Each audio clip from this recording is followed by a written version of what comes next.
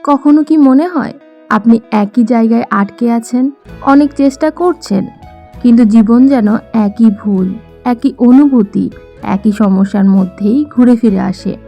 তখন ধীরে ধীরে আমরা ভাবতে শুরু করি, হয়তো পরিস্থিতি এমন, হয়তো আমার ভাগ্যই এমন। কিন্তু ভেতরে ভেতরে একটা প্রশ্ন থেকেই যায়, কেন আমি বারবার একই জায়গায় ফিরে আসি?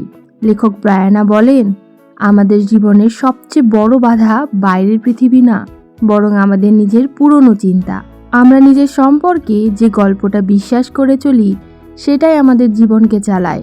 রিথিঙ্ক ইয়োরসেলফ শেখায় যে যখন আপনি নিজের চিন্তা, বিশ্বাস আর অভ্যাসগুলোকে নতুন করে প্রশ্ন করতে শুরু করেন, তখনই আসল পরিবর্তন শুরু হয়। আপনি বুঝতে পারেন যে আপনি আপনার অতীত না, আপনি আপনার পরের সিদ্ধান্ত। ধীরে ধীরে আপনি নিজের সীমাগুলোকে নতুন করে দেখতে শুরু করেন। যে জায়গায় আগে দেওয়াল মনে হতো, সেখানেই আপনি একটা নতুন দরজা খুঁজে পান।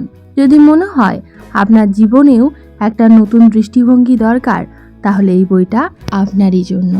Rethink yourself.